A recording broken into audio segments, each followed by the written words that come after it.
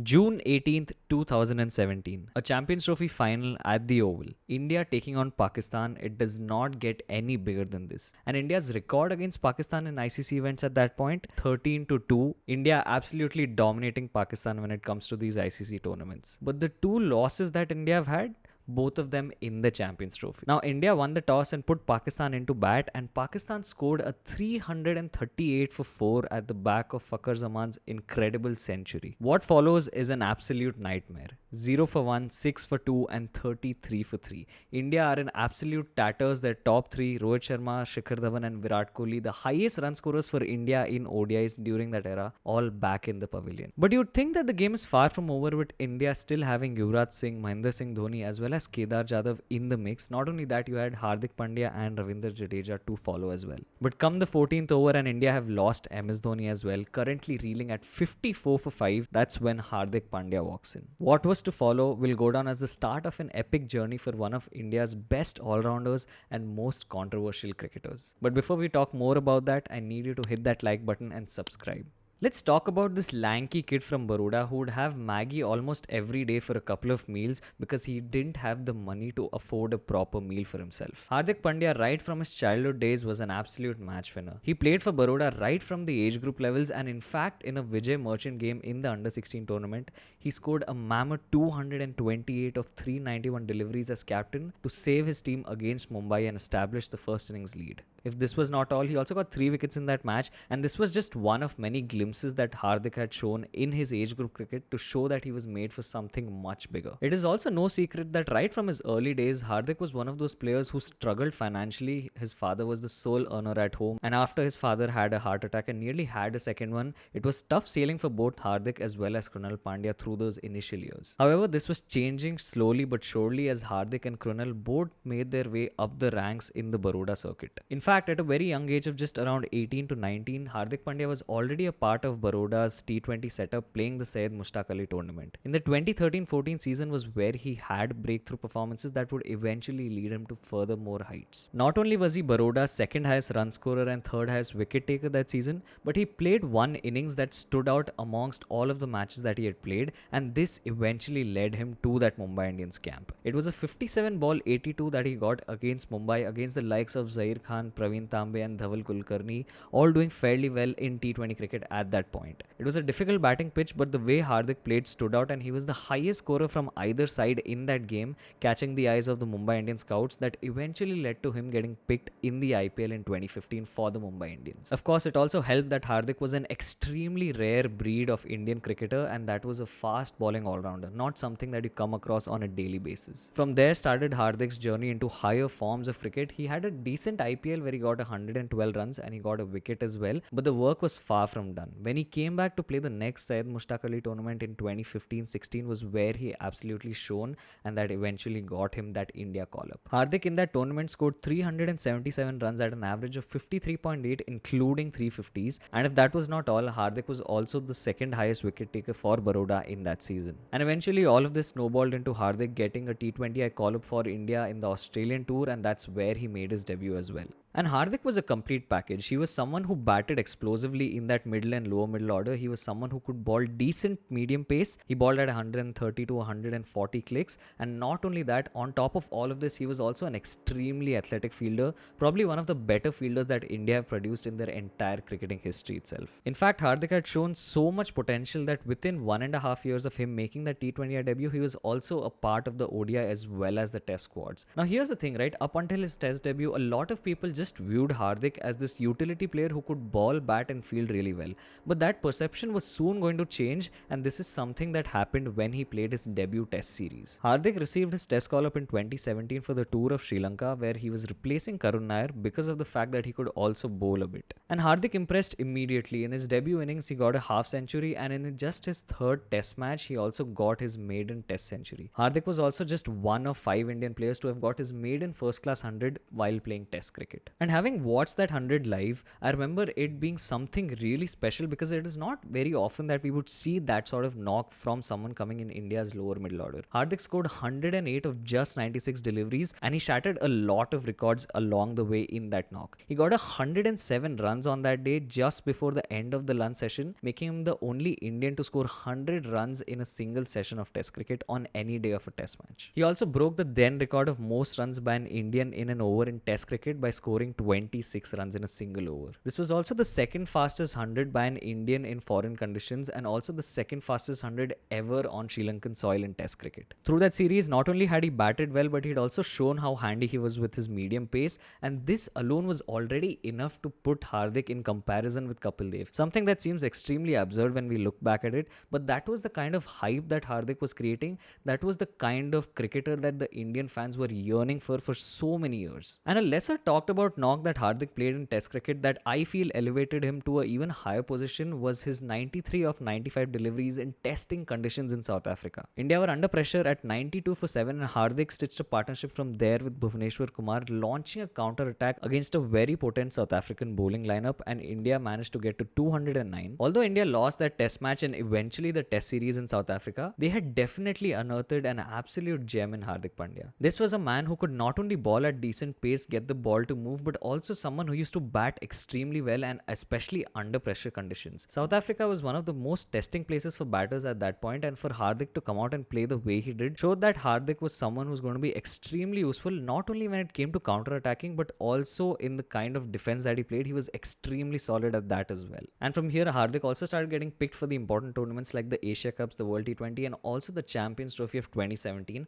something that we talked about at the start of this video itself. The Champions Trophy in 2017, India played Pakistan twice in that tournament, and the first time that India played Pakistan, it was a lot about Hardik Pandya, the way he took down the spinners, the way he launched a counter attack. His 3 back-to-back sixes against Imad Wasim became a big thing, and ICC even did a small feature on him. Eventually, India did make it to the final of that tournament where they crumbled against Pakistan's 338, but not without a fight from Hardik Pandya, who scored 76 of 43, and this is where Hardik Pandya gained a lot of international recognition because of the style of batting and the way he took the attack to the opposition despite India having their backs to the wall. If not for an unfortunate run out, watching that innings live, it felt like Hardik was a man possessed and a man on a mission. It looked like he could take that game home even though India eventually lost by way too many runs. It still felt like Hardik had something of an X factor that moving forward in Indian cricket would hold him in great stead. Come 2018 and the tour to England, India played 5 test matches with Hardik featuring in all of these. He got starts with the bat in every game, showed that he was solid. He also got a 50 in one of these games, but more importantly, he also got a 5-wicket haul in quick time. And despite India losing that series horribly to England, Hardik Pandya was the sole silver lining in that grey English weather. However, this was also the start of somewhat of a downfall for Hardik as he went into that 2018 Asia Cup, and this is where he got injured. Hardik Pandya was bowling his 5th over against Pakistan in the Asia Cup group stage game, where he delivered the ball and went down on the ground clutching his back. And he'd suffered a lower back stress fracture, an injury that would come to haunt him time and time again. If his issues on the field weren't enough, around this time Hardik Pandya also made comments on a famous Indian TV show, Coffee with Karan, that eventually led to a lot of backlash against him as well as KL Rahul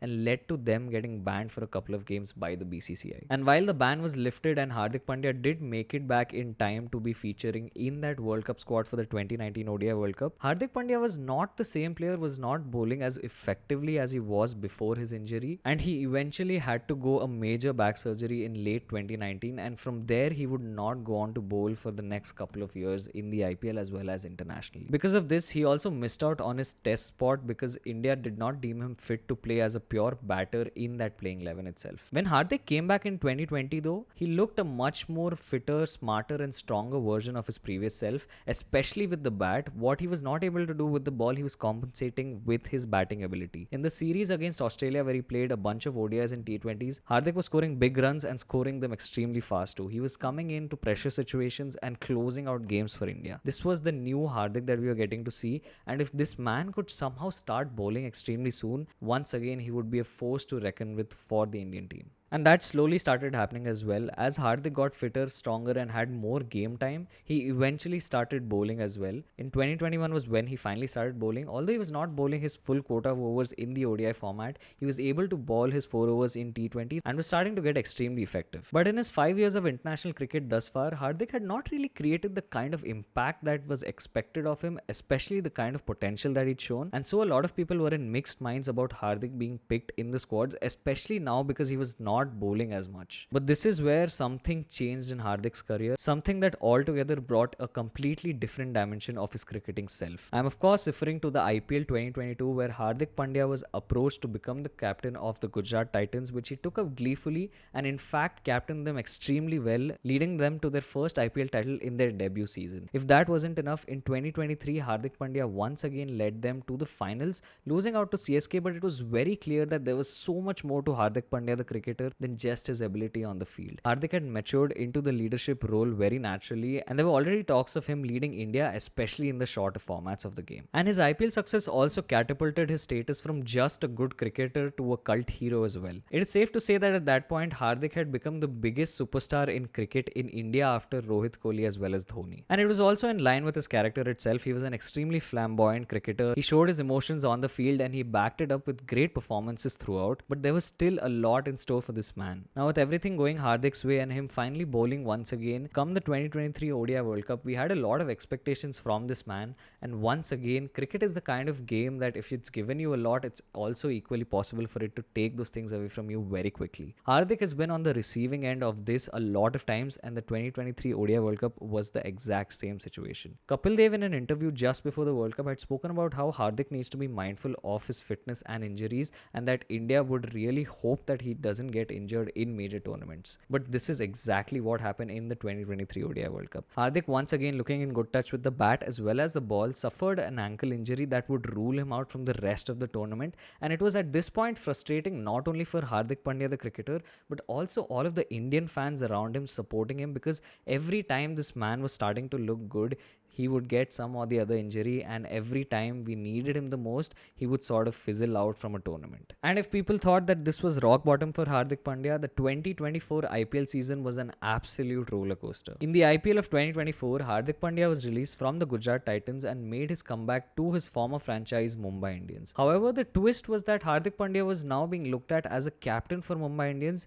as opposed to Rohit Sharma, who had failed to get them a trophy since 2020. Now, this caused a lot of backlash amongst fans, and there was a lot of stories in the media and a lot of hatred and trolls towards Hardik Pandya. If this wasn't enough, he was also being booed at Indian grounds. This is an Indian cricketer and this was still happening to him. Not only that, he was also being booed at the Wankhede, which was the home ground of the Mumbai Indians. Now, being booed by a crowd is bad enough, but being booed by your own home crowd and your fans that support you, that must have absolutely broken him. And if that wasn't enough, this is also around the time when there were rumors floating around about his divorce. And this takes me back to a quote from one of Hardik Pandya's interviews, where he's talked about how the difference in skill levels between cricketers at the highest level is minuscule. What separates the ordinary cricketers from the greats is their ability to be sane in the mind and for their mental strength to come good. And this is exactly what happened with Hardik Pandya itself. Despite all of the things that he went through, he bounced back tremendously in the 2024 T20 World Cup, especially after India had failed to win the 2023 ODI World Cup, losing out in the final.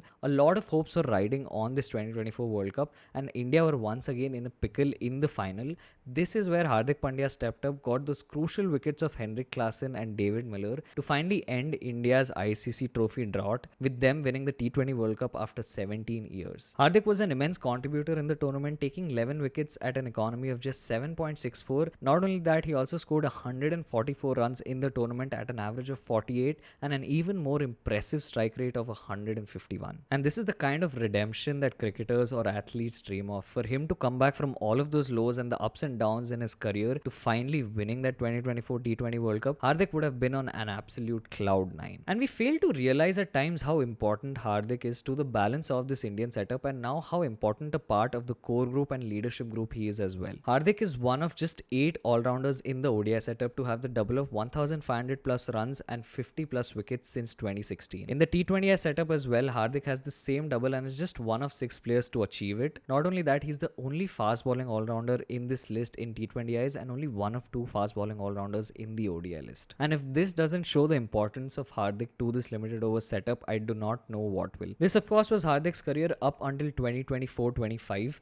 but what lies ahead is something even bigger. The 2025 Champions Trophy is almost upon us. Hardik Pandya is fit, very likely that he's going to play the entire tournament, and we'll have our fingers crossed that he can do that. More importantly, he has some unfinished business. After the way India lost in the 2017 Champions Trophy and the 8 years that have passed since and the ups and downs that Hardik has been through, and will want to make sure that India bring home this Champions Trophy. Now, while Hardik is only 31 years of age and still has a lot of cricket left in him, at least 4 to 5 years of cricket that he's going to play possibly for India, it just felt right to make a video on him to talk about how he's progressed in his career, to see the ups and downs that he's been through and the unfinished business that he has in this Champions Trophy. This has been our video on Hardik Pandya, where he's at with his career, what he has to accomplish and how the Indian fans are going to be behind him. If you like this video and think that Hardik is going to be a very important part for India moving forward, definitely hit that like button, share this video with your friends, subscribe, and most importantly, all of our links are in the description. Definitely go check out our socials. We also have an email newsletter, so definitely sign up for that. Thank you so much for watching. Peace.